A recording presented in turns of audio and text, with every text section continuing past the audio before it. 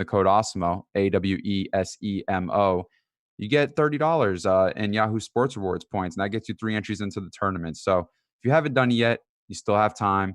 They're still running the promo. Yahoo Daily Fantasy Sports, promo code AWESEMO. That's AWESEMO.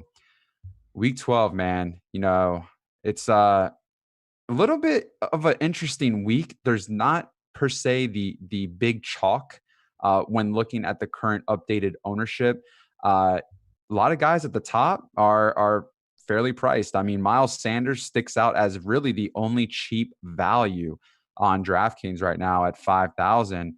When you go into a week like this and you see kind of this ownership being a little bit more tight and condensed and not so much value, what's your plan of approach on a week like this when you see something like that?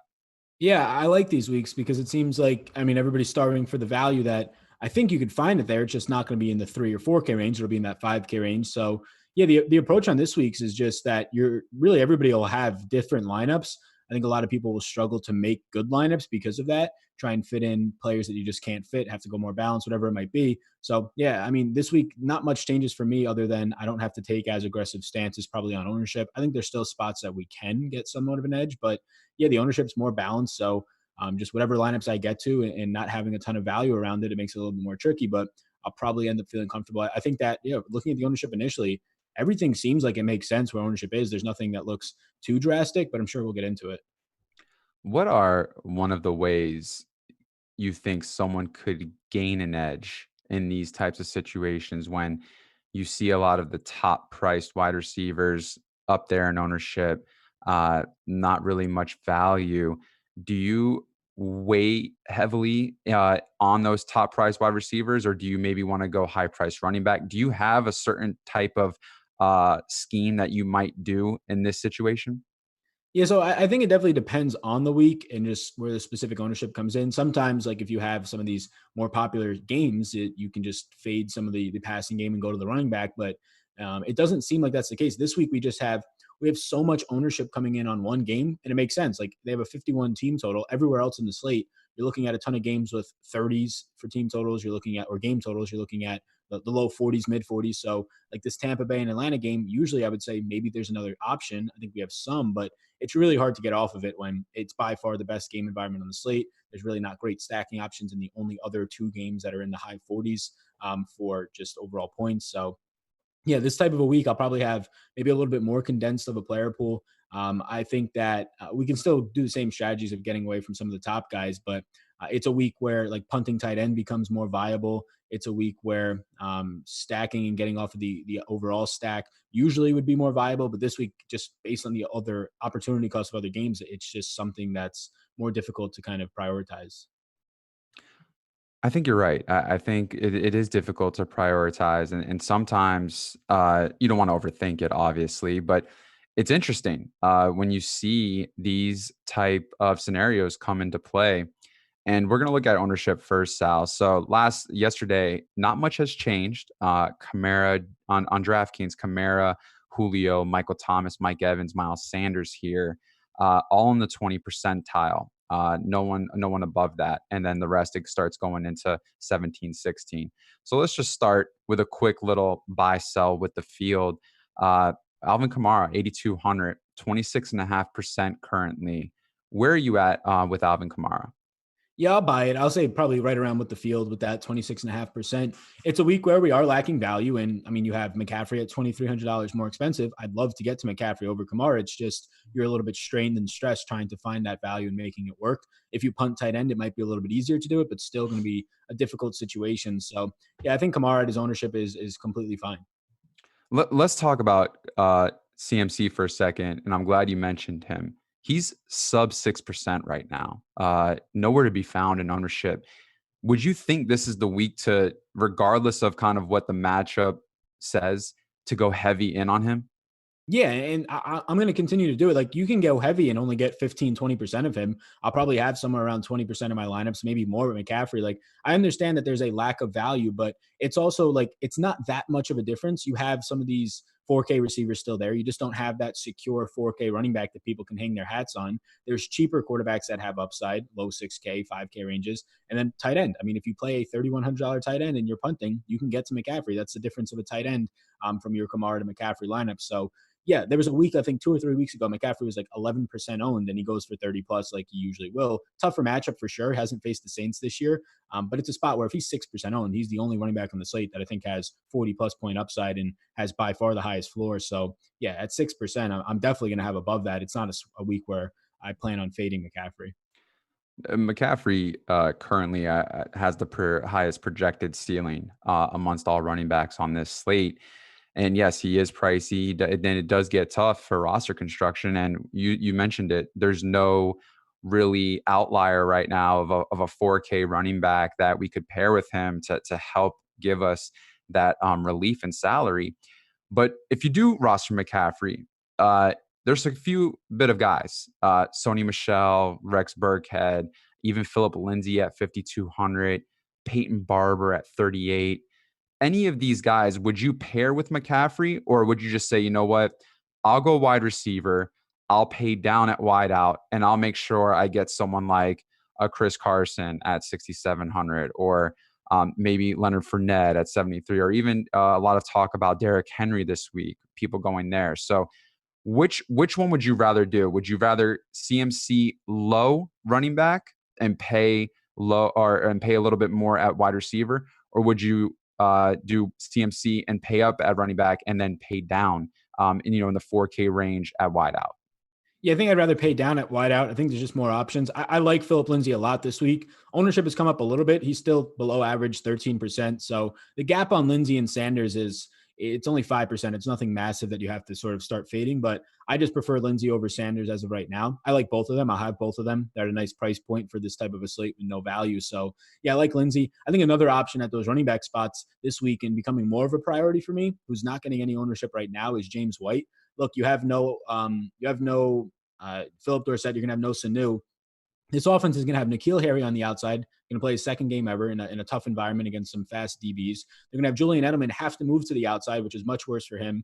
And then you're going to have Jacoby Myers in the slot. James White is going to be more of a focal point of this Patriots offense than ever before. I usually don't like rostering the guy because he's only going to catch balls. But if you're looking for an 8 to 10 reception week out of James White, this is by far the perfect spot for it. He's a GPP only option, but yeah, guys like Sanders, Lindsay, and James White stand out as sort of the cheaper end running backs that I'll be rostering to pay up for McCaffrey. White 5,300 on DraftKings, 6,100 on FanDuel. So not too bad. And I think you're right. With those guys out, he might have more of a role in this offense. He's on the field usually 35, 40 snaps, but his upside is that he can catch balls and he's a great pass catching back. And if they get him involved in that type of offensive flow this weekend, he can more than so pay off that cheap price point on DK. Next guy, Julio Jones, 8,000. Great matchup against a very weak Tampa Bay secondary at home. Same ownership projection, 26.5%. What do we think here with Julio? Because Julio is interesting compared to Ridley. Julio doesn't have as much red zone targets. That's been one of the biggest downfalls for Julio this year. I think it's the last 8 games he hasn't found the end zone. But on DraftKings, that doesn't mean as much compared to FanDuel. So love to hear your stand on DraftKings and then FanDuel, barring kind of what we've seen out of Julio this year so far. Yeah, so I mean, Julio just in his career, oddly enough, just doesn't see these red zone targets. I mean, you're lucky if you get like a 5 touchdown season out of this guy. So it's not too much of a priority. He'll probably get Carlton Davis. I really like where the ownership is. 26% is completely fine.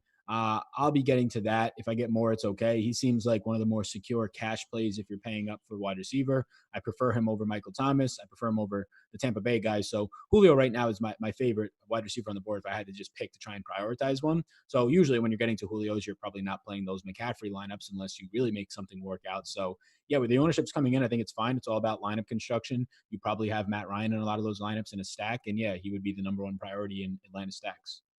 Matt Ryan is right up there under Miles Sanders in ownership. Are the Falcons your top stack this week? Yeah, I think they are. It's going to be, I would imagine, the most owned stack right there at Tampa. It's just a game environment that's great. And here's the thing, like they can be your highest owned stack and your top stack.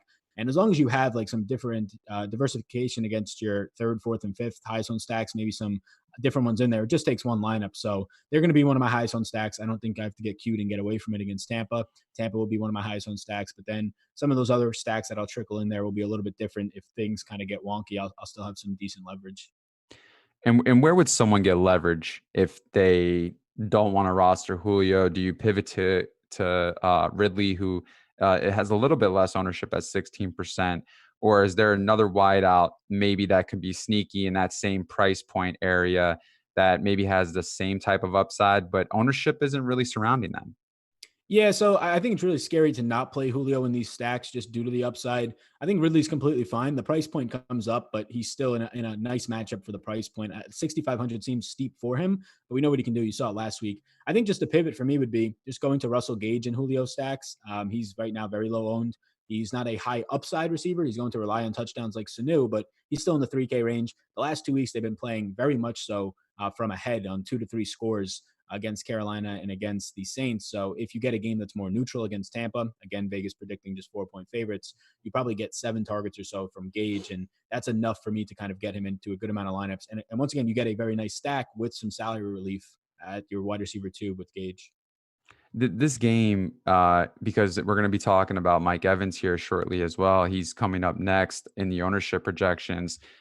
Manny and I talked about it yesterday, Sal, where a lot of times this year we've been very disappointed with the games that have high over-unders, games that had so much ownership going that way because there was so much, I guess, emphasis put on the fact that this game's going to be a shootout. We got to roster players from this game. And majority of the time, we've actually been let down. I couldn't tell you how many times we've been disappointed this year, but it's definitely been more than how happy we've been with some stances that we've taken on ownership and with games this year because of what we've predicted. Now, is there any concern before we go into these other guys for this Tampa Bay Atlanta game to not exceed expectations? And I say this because if this is kind of where everyone's going to be going, and this obviously is probably going to be where a lot of people go for single entry as well. Um, can you take a stance, or do you think that it's not logical to take a stance in this situation? Because I want to look at it from both sides. It's okay because I love this game. I think there's a lot of upside. I think there's a lot of different guys that you could sprinkle in your lineups. And I also think that game stacking is okay because the ownership is not as so extreme to where you still have a good chunk of the field that's not going to play these guys. However, though, do you game stack? Do you sprinkle? And that's kind of where I want to ask you about these guys in this game. Yeah, I mean, for me, it's definitely going to be both. Like, they're going to be probably my highest or top two in terms of game stacks for me. And it's just a spot where, like, in general, if they're 10% owned in game stacks, it's going to be a high ownership number and it might actually come true. I don't think it'll hit 10%. Like, you'll probably get ownership of, I think you're seeing like 17% projected on Matt Ryan. Out of that, at best, like a third of the field will be stacking him. So it's still a spot where if only like 6% of people are stacking Atlanta in these big tournament fields, that's just it's a low number. Obviously, you can get different with just one play after that. So yeah, I think that's the biggest upside in correlating it. Obviously, like there's been weeks where it's let us down, weeks where it's paid off. It's really hard to pick the right game, but just relative to the other games in the slate, there's just not much. You have a 48, a 46 team total or game total, and then a bunch of low 40s, high 30s. So yeah, it's definitely the priority for me. But I do agree that you can just take pieces of it. You can get to some other stacks. I think there's some very interesting low probability to win it, but just not getting owned stacks out there. I think that Jacksonville is interesting. I think that even the Bears are somewhat interesting, and you get cheaper prices on them for milli maker type lineups. So, yeah, I think that I'll definitely be having one offs from this game, but the priority for me will be figuring out the best ways to just get as many of these players into game stacks. So I'm glad that you said that because I think ownership is too low.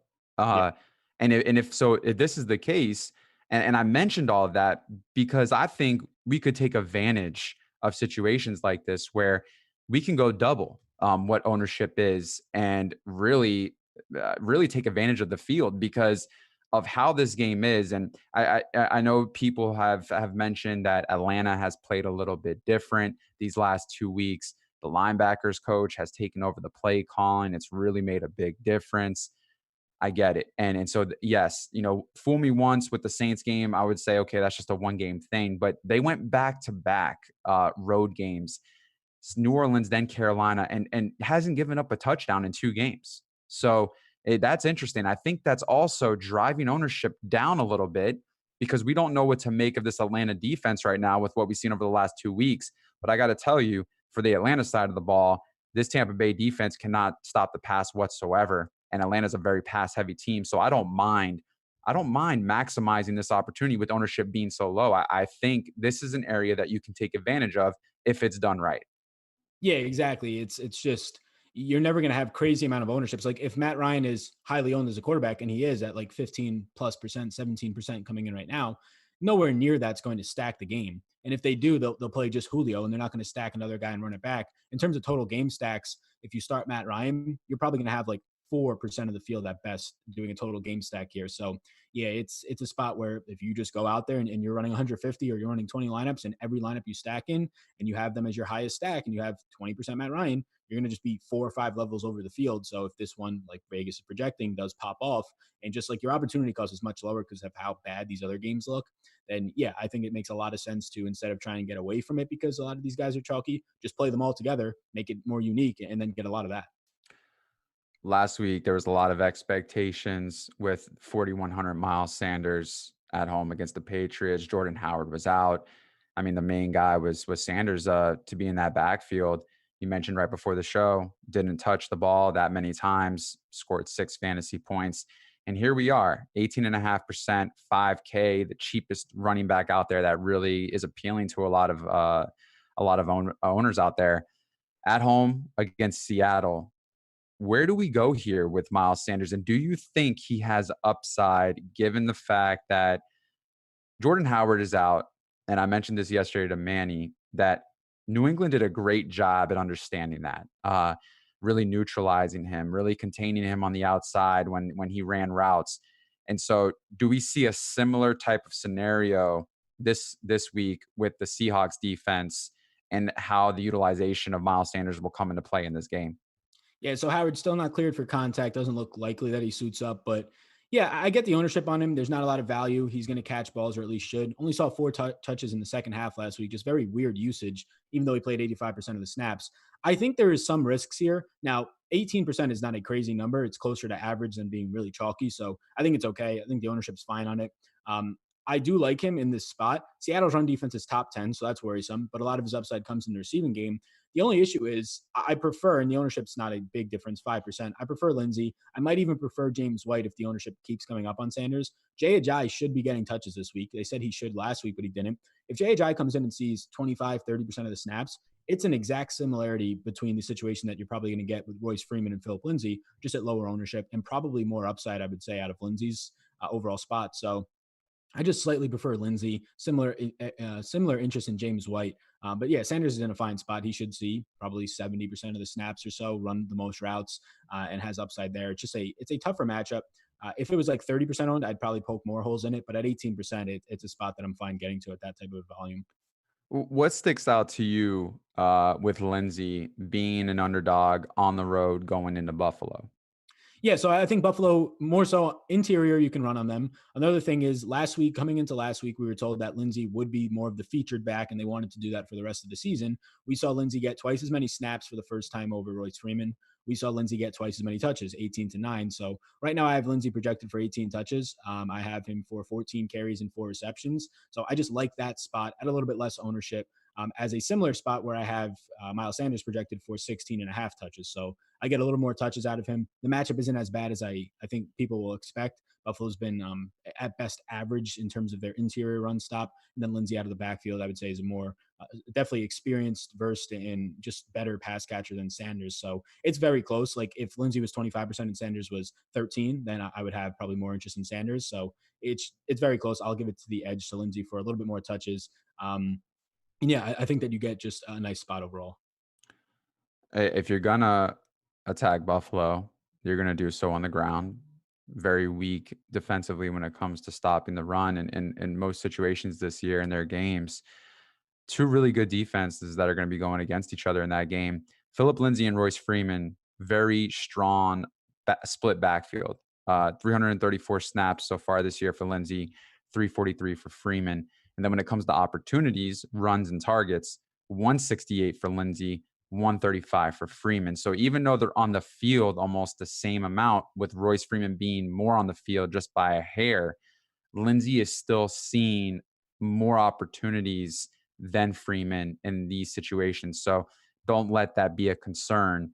If you're thinking, oh, well, this is a split backfield, Lindsey is still getting the amount of way more opportunities than Freeman is and being on the field less. Yeah, and I think just the biggest note is we're probably, if you're going to play him at some volume, you're taking the coach speak into account a lot, which is always risky. But we got to see a 1 game sample of that, and it was the only spot where Royce Freeman has played when healthy 30% or less snaps. So seeing that happen last week gives me confidence. Also, even if it does go back to like a split backfield, Lindsey's at a 6-week low in his pricing at 5,200. So even if you got 55, 60% of the snaps instead of closer to 70 from Lindsey, it's still a spot where he can easily pay off 5,200 on a slate lacking value.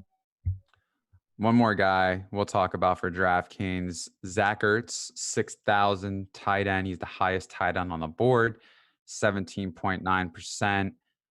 If I'm not mistaken, I believe he is the highest priced tight end as well on DraftKings. How do you feel about paying up for him at tight end at 6K? Because I don't know where I'm going to be able to fit him if I'm going to be paying up in these other areas. Yeah, I'm probably not going to get to much. I think the ownership's fine. Like he is the best pay up option. I prefer him over Waller, but it's a tougher matchup without a doubt against New England, or not against New England. It's a tougher matchup without a doubt for him going into right now Seattle. So it's a spot that I don't want to get to him because of the price tag. Like if I want to pay up at any other position, I have guys in the 4 and 3K range at tight end that I think can probably get me 10 or 11 this week, at least some weeks. And I think that Ertz in a good week, in an average week, he'll probably get somewhere around 14 this week. So yeah, I think if you just kind of get a lot of these lower range tight ends, it's a spot that I'm going to instead this week. I'll have a decent amount of Ertz. Where the ownership right now is maybe where I come in on him, maybe a little bit higher just because he's like one of the only good tight ends on the board that is consistent. But when you factor in the price, you're going to have to really prioritize him that week or in those lineups, which I don't want to do for tight ends. So yeah, for like half the price on some of these tight ends, I'm just going to be punting. I think guys like Vance McDonald, Ben Watson stand out as some decent options. Vance McDonald, 3,500. Jason Witten, 3,500. Ben Watson, 3,100. I mean, even Goddard, 3,700. So there are some guys that you can flirt with. OJ Howard, 33, and Cameron Brate, 36, are also somewhat interesting. If you're predicting that game to be real pass heavy, because they don't really run and they don't really have a running game. So I don't mind looking at those tight ends as well. But yeah, I mean, with what we're looking at this week and kind of how there's really not much value, it's hard to fit in Ertz. And I'd rather take a stand on tight end and pay down when so much ownership is on the high priced ones, and try to find that Ryan Griffin from last week. Something like that, where you're not paying much and that gives you that salary relief to go elsewhere. Going into FanDuel, pretty much the same with these guys that we've already spoke of, I guess, but more ownership. So these guys are in the 30 percentile: Jones, Kamara, Sanders, Ertz. Miles Sanders at 5,600, and I talked about this yesterday, does not have the same upside as a cheap running back on FanDuel compared to DraftKings because of PPR. Would you agree? Yeah, without a doubt. And I think that's why on FanDuel, you see a guy like Brian Hill picking up more ownership, just because the opportunity costs just don't have that upside, the bonus, and the point per reception type scoring. 20% Brian Hill. You got to be kidding me. You mean to tell me that 20% of the field is on Brian Hill? That makes I just don't see it at home against the number one rushing defense, basically. And no running back this year has really done anything outside of CMC, but he did it in weird ways where not much yardage, not much production. However, he did find the end zone. But I mean, that's CMC. I'm not even going to compare these two. But Brian Hill at 20%, I think this is a horrible play on FanDuel at 5,500. Yeah, so it's a better play on FanDuel than DraftKings, but it's still a bad play. It's relative to the week. People are looking for that value to pay up for whoever they want on the top end, probably just based on ownership. Julio, Kamara, Fournette to an extent. We're seeing Evans, so even Chubb. Yeah, it's a spot where I don't recommend Brian Hill. You're banking on touchdowns there. You're probably going to get what you got last week was as good as it's going to get. 16 total touches as you're leading against a bad run defense. Now, if you even get those 16 touches, which is a big if, because they have another week of their rookie Olsen active, you'll have another week of Kenyon Barner back there. Yeah, I think that at best you're looking at a 15 touch here. Maybe he catches a ball, just a much tougher matchup and probably not ahead 3 scores. So he had a touchdown call back last week. Even then, you wouldn't have done anything with 10 fantasy points. So yeah, he's not the greatest of options. He's just a cheap running back option in a week where there's really not many. Yeah, I mean, Brian Hill last week, what is there to say? But then again, what a pound for pound fight we saw between Hill and my man Balaj. I thought it was hysterical. Balaj had -2 rushing yards, and he had 9.5 fantasy points at the half. I couldn't believe it, man. It was hilarious. He ended up with, I think, 5 catches for 7 yards, 9 carries for 9 yards, and he got in the end zone. So, I mean, he got in the end zone. I guess we'll give him that. But I thought it was just hilarious the way that things were going for him and the way that people were just so upset about Brian Hill. But I mean, it was just funny seeing all of it take place firsthand. Yeah, I mean, yeah, I didn't have any of either of those guys last week, but I was talking with Lofty earlier in the week that you had Brian Hill, or not Brian Hill. You did have Kalen Balaj. He had a nice game on like what it looked like, 14 touches for 17 yards. He had a ceiling game on 17 yards. It was absolutely insane. Yeah, I mean, and so if you want to roster Brian Hill on FanDuel for 20% ownership, I mean, go ahead. But FanDuel is different. You can fit in a lot more premium guys compared to DraftKings. And in my opinion, I don't think you're going to get much out of Brian Hill in this matchup against a very strong front four and a very stout rushing defense. And Atlanta's a pass-heavy team. So if you want to go there, go. I'm just very shocked that he's at 20.9%. The Browns on FanDuel are a little bit more in the mix of ownership compared to DraftKings. And the Browns are my favorite stack this week. I wrote up them. I think that the Browns are in a great spot at home against this very weak Miami pass defense and rushing defense. I mean, all over. And there's just so many weapons. And I really think this is the week that Odell and Baker Mayfield find a connection and really has that traditional, classical Odell Beckham Jr. type game. Yeah, I like Odell this week. My struggle in seeing that David Njoku is ruled out, I was going to get to more Brown stacks, but it's just finding that second option. Like Kareem Hunt on both sides seems a little bit too pricey. He's a worse play, definitely on FanDuel, where he's just not going to have as much upside catching the ball for PPR. And then Landry, my only concern with Landry, not as much of a concern with not having Njoku returning this week, returning next week now. But the concern with Landry is he's only seen 41% of his routes out of the slot the last 2 weeks since Hunt returned. He's been on the outside. Hunt's been in the slot 24% of his routes. So it's really limited a guy like Landry, who usually runs 60 to 70% of his routes from the slot. So now moving to the outside, it's just less catch percentage, less overall consistency. So you can still get big plays out there, but it's just, I would say, a worse environment for him. So yeah, I love Odell on both sides. I think he's fine. Ownership's following him, but not nearly enough. It's just finding that second stacking option. And DraftKings, Landry's price is up across the board. It's up, and I think the role is actually getting worse. So I think that Hunt stands out as maybe a stacking option on DraftKings where it's a little bit better, but when you don't have a lot of running back options. But even there, I'm not too confident in it. I think Hunt is a way better play than Miles Sanders, in my opinion. On both sides or just DraftKings? I mean, on DraftKings, how could you not like him at 5,600? If you're looking for a cheap running back, this guy's heavily involved in the passing game, and he's lining up as a slot wideout as well. 40 snaps both games, 39 and 38 respectively, but 8 targets, 9 targets. I mean, when it comes to finding a cheap running back, and I think we kind of took this play quite a few weeks ago with the 4K Jalen Samuels play, where you're going to get a few rushing attempts, but he's so valuable on DraftKings because of the PPR. Yeah, I think that he falls into a range very much of guys that I'll have. And it's really similar to James White for me on how these guys are involved in their offense. You'll get low A dot targets. You'll probably get what we're seeing like 7, 8 of them in a good week. This week, I probably prioritized James White slightly ahead of him just for a cheaper price point, and I think he'll be a little bit more heavily involved. I think their roles are pretty identical. You've had 10 carries for Hunt since he's been back to Chubb's 47, but 16 targets to Chubb's 4. So he's clearly, like you said, lining up in the slot 24% of the time. I think on this type of a week, like if we had any sort of running back value, I think Lindsey I would rather have, probably James White, similar interest. Miles Sanders, if there is no Howard, I'll probably have a little bit more interest. But if we had any sort of value in the 4K range, I wouldn't want it. I wouldn't want James White either because it's just you're relying on one part of their game. But on this type of a week, I'm getting more interest in Hunt, but he still probably falls behind Lindsey and James White for me. Timothy asked in chat, how much touchdown equity does Hunt take away from Chubb? I don't think a lot. So the last 2 weeks, only one red zone opportunity for Hunt to Chubb's 11. So unless it's coming from like 30, 40 yards out, but at that point you could say it's the same. He's going to take away from Landry and Odell. So directly from Chubb, I would say virtually none. Yeah, Chubb had like 4 or 5 red zone carries in one possession, and he didn't get in. It was so frustrating. I think it was against the Bills. I was pulling my hair because he ran 2 times or 3 times. They got the penalty on 4th and 1 or 4th and goal at the 1, get a reset of downs, gets another 2 carries at the 1-yard line, doesn't get in. I'm just like, man, this is Yep. unreal. Yeah. He, That- he it- also had he dropped a shovel pass from the 1 yard line on that same sequence. So like it's a shovel pass where you usually just walk into the end zone. He just yeah. dropped.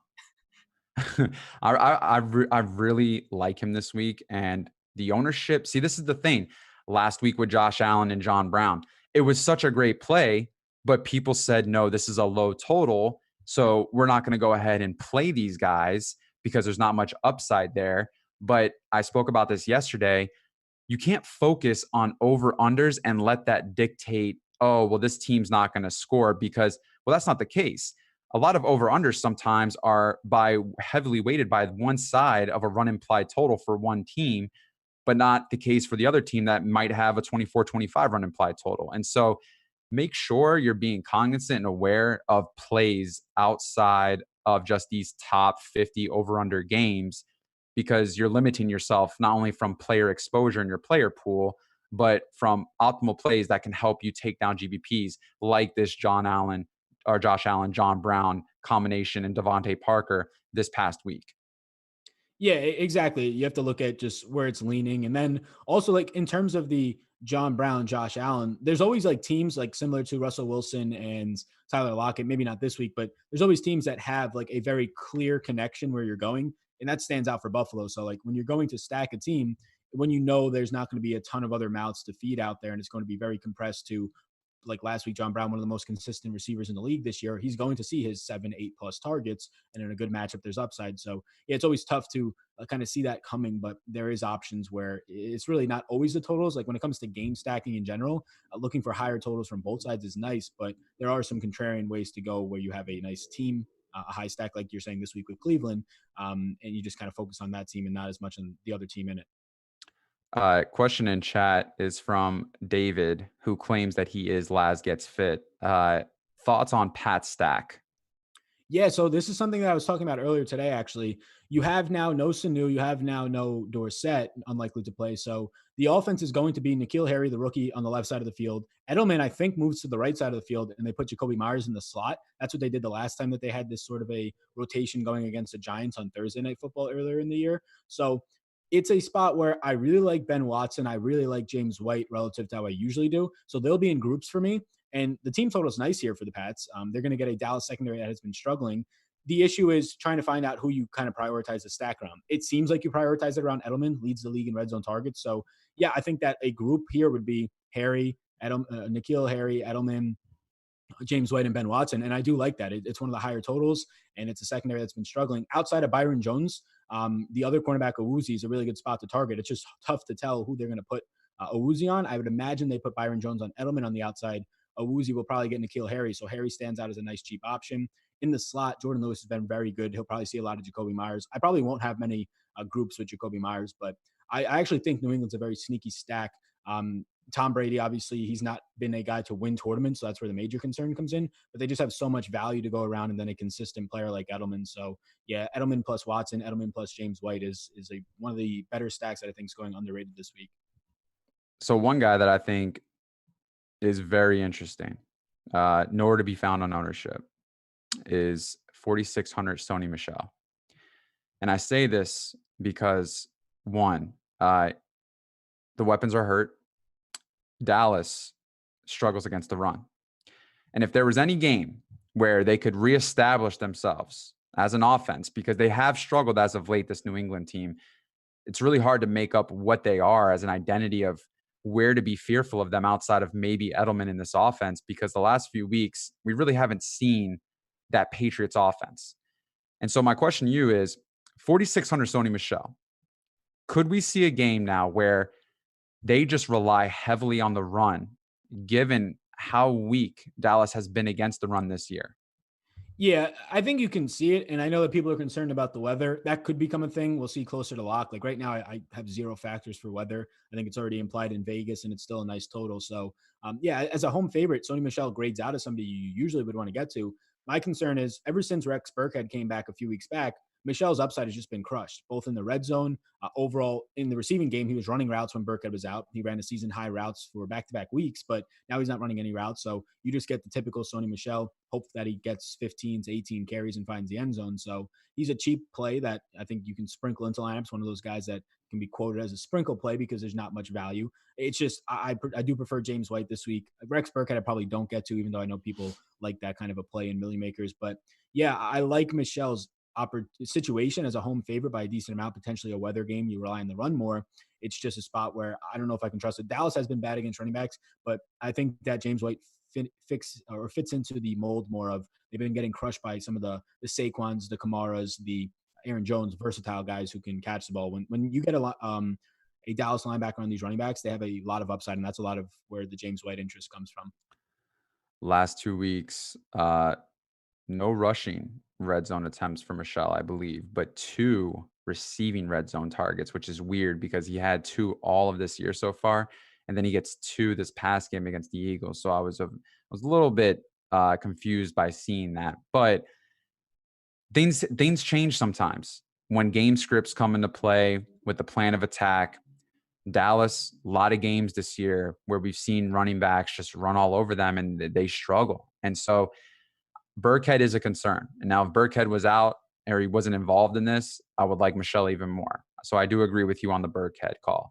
However, though, this weather, the way I could see this game going and them just really wanting to pull out a W because I'm not sure they have confidence in their entire offense right now, I wouldn't be surprised if Sony Michelle produces this week. But on the flip side, I think Dak Prescott and this passing offense is interesting to some degree. Now, if the weather plays a factor on that, that might change. But with the way Dak is playing and how well this passing offense has been, there's not going to be any ownership with these guys. Would you say that this would be somewhat of an interesting contrarian stack? Yeah, it's definitely interesting contrarian stack. It's one that I don't have a ton of interest in, but that just goes without saying because of the matchup, and everybody's going to be in that same spot. But I think Dak has been, I mean, in terms of like some efficiency stats like DR and things like that, he's been the most efficient quarterback, meaning that he's just rose to the occasion more than anybody else in the league in terms of tough matchups, in terms of even neutral matchups. Just the situations he's in, he's outperformed every single other quarterback, including Lamar Jackson, Patrick Mahomes. He's been very sneaky and underrated as sort of he won't be in the MVP conversation, but he's just been balling out this year. So you get price reductions on Gallup, on Amari by a huge amount. The only concern is like Amari's banged up. He has been shut down against top cornerbacks like Marshawn Lattimore this season.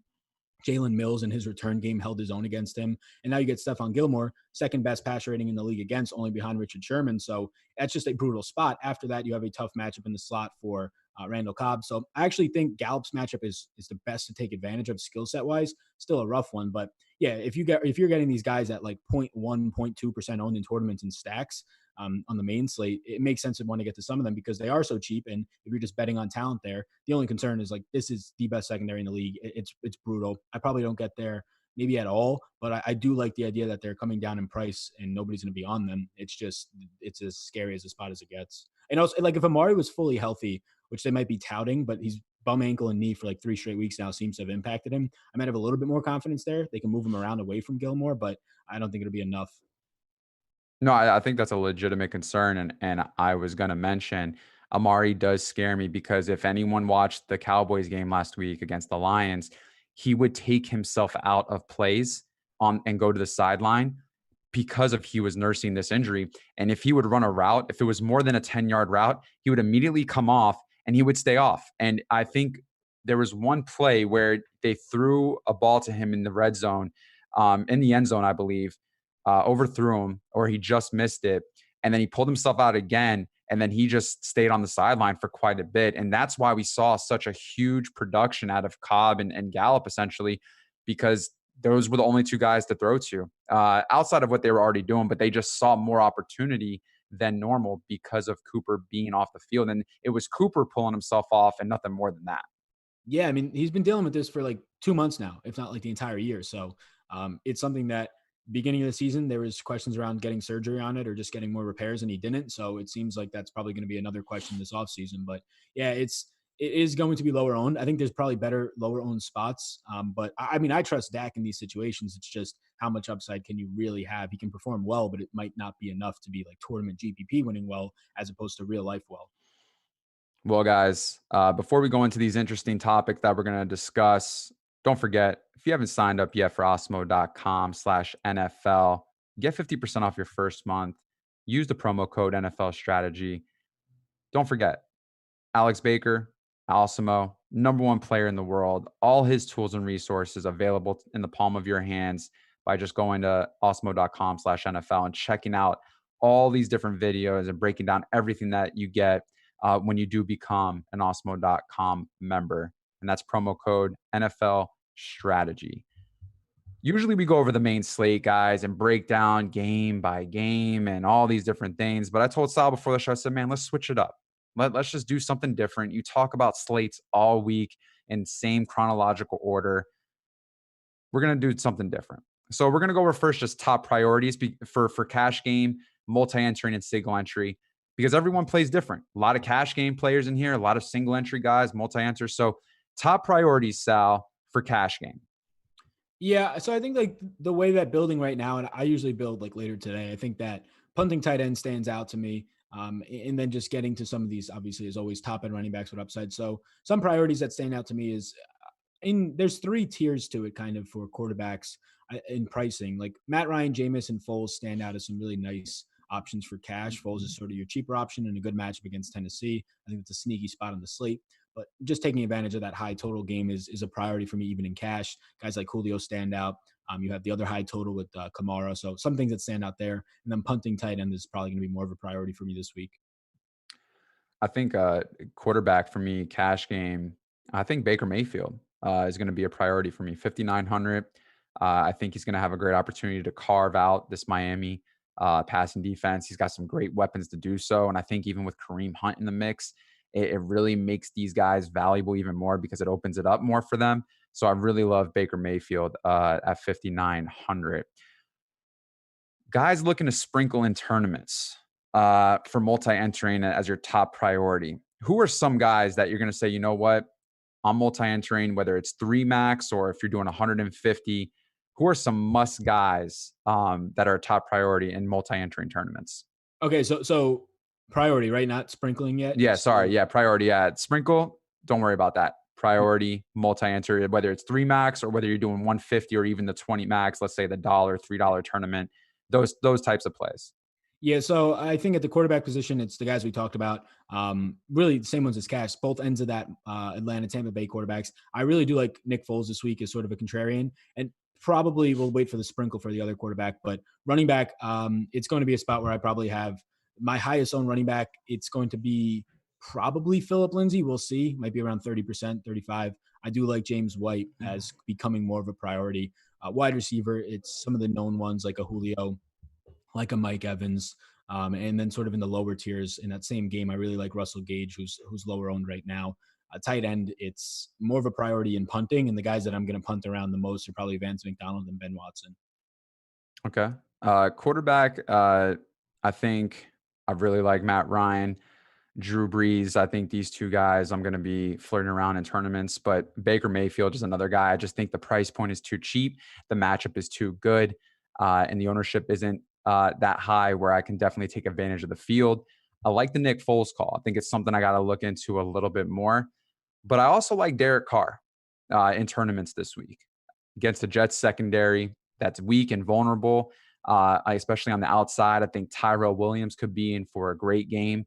And this is a team that not a lot of people are talking about.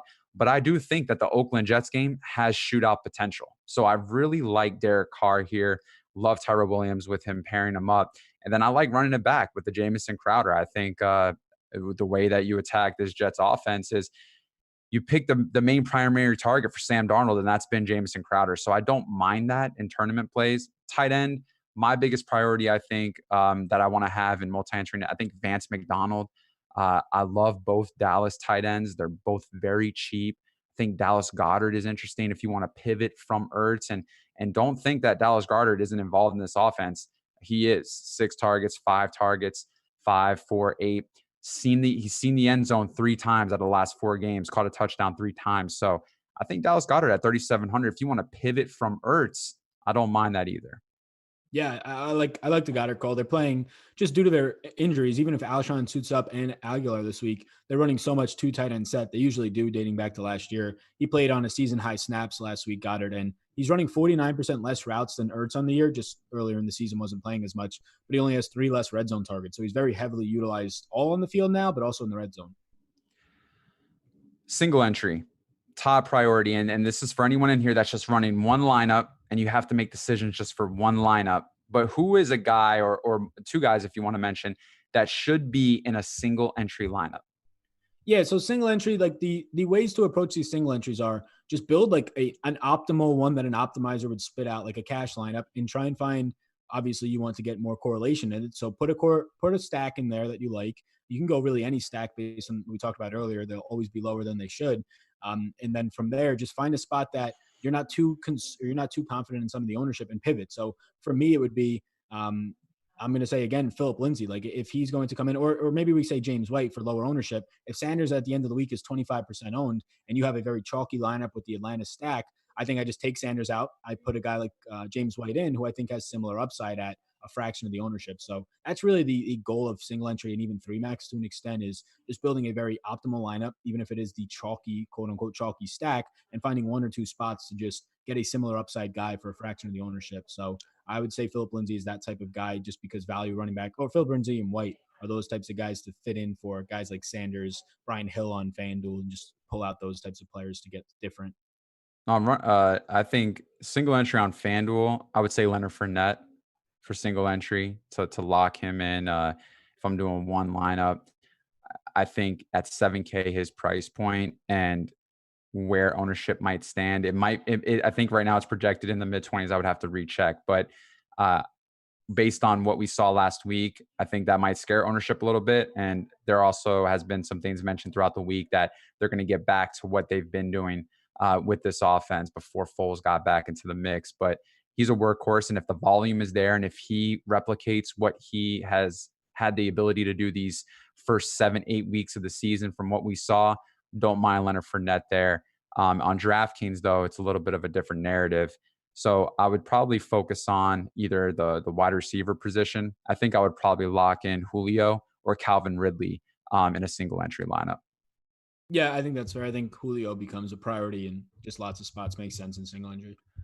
Low owned guys that have huge upside. We've mentioned some already, but what low owned guys this week that maybe the field's not on, no one's talking about, that could present huge upside this week for us to take down a GBP? Yeah, I think one of them that stands out for me is Chris Conley, $4,100. I do like this Jacksonville team. He'll get to avoid Adore Jackson, which isn't the worst of matchups, but he'll get Malcolm Butler's backup in LaShawn Sims. So it's a nice spot for Chris Conley regardless. Saw 8 targets last week when Nick Foles back, had a preseason connection with him and in camp. So he's a guy who definitely has upside because most of his targets come down the field. So Conley stands out to me as sort of a lower owned upside play at receiver. A guy like Kenny Galladay, the price point makes it difficult, but 6,600 price coming down. Obviously, Driscoll's the quarterback, but he'll see Josh Norman, who has 7 touchdowns allowed this year, one of the most, second most in the league for a cornerback. He's just been really bad, 130 passer rating. Some of the lower owned guys that stand out at wide receiver. Running back, kind of mentioned already that McCaffrey's just way too low owned. He's the obvious name, but he's coming in at low ownership. All these top end guys are Saquon, Zeke, even, and I get it. Their situations are bad as underdogs, but I'll take McCaffrey again at lower ownership. I'll echo James White's name once again. And then tight end, I'll say Ben Watson and McDonald. They continue to be low owned. Quarterback, it's going to be interesting. And I think this is sort of a lower owned stack, a Millie Maker type dart stack. But I think the Bears are in play. I don't have much faith in Trubisky, but it's as good of a matchup as he'll get. 30th pass rush, or 30th ranked pass rush, 28th ranked secondary. Janoris Jenkins has been very good over the last month, but has not faced anybody of really any stature. So I kind of trust Allen Robinson. A really good matchup for Taylor Gabriel against DeAndre Baker. It is a very Millie Maker type lineup, but I think that stack is low owned, cheap, and actually has upside in the matchup. I think for me, I'll start with quarterback here. I talked about Dak Prescott. I think that could be interesting. I think there's a lot of upside there. Derek Carr is another quarterback where he's going to be facing a Jets team that's good against the run to some degree, but pass that's just not there. So I think Derek Carr could have the ability to exploit that pass defense. However, though, too, I don't mind going on the other side and taking the Jets D. So I'm 50-50 on that, but I think Derek Carr could be somewhat interesting. I like the Trubisky call. If there's a game where he could at least revive himself and take away all this negative attention from him, it would be this game against the Jets secondary that just can't stop the pass. And he has a great weapon in Allen Robinson to be able to do that. So I don't mind that either. And then other than that, there's really not much more that I want to look at when it comes to anyone else from quarterback. But I will say running back, though, is a different story. We talked about CMC. I mean, 5.1 projected ownership right now. How could you not finally want to roster someone that has not disappointed yet, has such a high ceiling, and people are not going to be on him? So why not take advantage of that opportunity? I think Josh Jacobs, people are not going there either because of the Jets rush D, 7.4K. I mean, these are guys that can really get the job done, but yet no one's really believing in them this week. And then Stoney Michele, he's my outlier. He's a wild card where his price is just so cheap. I don't know how they'll operate this offense this week, but with the injuries out, with maybe the weather being a concern, maybe they try to run to just establish some sort of offensive flow. And I wouldn't be surprised if they just run it like the Colts did this past week, where I don't know if you watched the Thursday night game, but the Colts ran like 5,000 times. Yeah. It was unbelievable. I was not expecting that. So I wouldn't be surprised if New England knows about the weakness of the Dallas Cowboys and then goes there. Wideout, I talked about Jamison Crowder. I think if you want to run it back and have someone who is a target beast, is someone who's been on fire as of late. Sam Darnold just continues to throw heavily to him.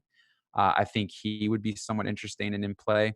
I think DK Metcalf is a guy that has not been talked about really much, but he's going to be going against Philadelphia, where you can't really run on Philly. So the way you do is through the air, and no one's really talking about the Seattle passing game. And I mean, yeah, it's a hostile environment going into Philly, but Russell Wilson's having an MVP type season. He's going to find ways to get it done through the air. I mean, these guys, I think these wideouts are definitely somewhat in play. And then tight end, I talked about it. Vance McDonald, Dallas tight ends, Goddard. I mean, these guys are all small priced. And listen, these are the guys that really make a difference in your tournament lineup. These are the guys where I don't know if who saw this past week, but in the Millie Maker, a lot of single digit percentile ownership. So you want to know where to go. Sometimes it's not at the top. Sometimes it's at the bottom. And these guys are there. So make sure you're just looking in all different areas, not just following the heavy chalk and the over-unders. And I think there is good chalk. There's always good chalk that you can play, but just make sure that you're well aware of kind of what's going on this week in the matchups. Biggest fade this week for you, Sal? Where are you going as far as DraftKings? And then you can cover FanDuel. Where's the biggest fade? Yeah, so for me, it's going to be Michael Thomas. I took a pretty aggressive. Last week he was very highly priced. Now he's down a little bit, but I had no Michael Thomas last week, and I'll probably be very similar this week. Nothing to do with the skill set. Obviously, he can go out there and drop 25, 28 like he did last week. It's just like, what is your opportunity cost? It's huge in rostering a guy who's $1,300 more expensive than Julio and $2,000 more than any of these other upside wide receivers. There's probably any given week 20 plus wide receivers who can score 25 plus fantasy points. It might sound ridiculous, but just look at John Brown, Calvin Ridley. They would have been in that list last week of a bunch of other guys. Whereas on the top end running backs like Kamara, even McCaffrey, when you pay for them, there's like 3 or 4 guys who can score 25 plus fantasy points because there's so many running backs by committees. So rostering Michael Thomas, he scored 28 last week. He was nowhere near needed because there's going to be guys in the 6K range like John Brown, like Calvin Ridley, who drop 25 plus or 30. And the second that happens, and it's going to happen every single week, there will be a cheaper wide receiver who scores 100 in a touchdown or 100 yards in a touchdown. it's just going to make him not needed. So there's just so much opportunity cost. I just look at it as, do I think Michael Thomas can be in my winning lineup? If he scores like 35 to 40, maybe, but if he scores 30 or less, I say probably not. So I'll probably just take an aggressive stance. Right now, he is 25% owned, second highest wide receiver behind Jones. I doubt that I get anywhere near that. Last week I came in with like 1.5%. I had him in like one lineup. I'm probably not going to have much of Michael Thomas, which usually means I probably don't get as many Saints stacks. And again, it's a more difficult matchup to make it to just jump onto that a little bit more. I think the big stance I'll take, DraftKings, I'm fading Miles Sanders, and then FanDuel, I'm fading Brian Hill. There's just no shot that I'm going there. So I'll just keep those guys as my fades.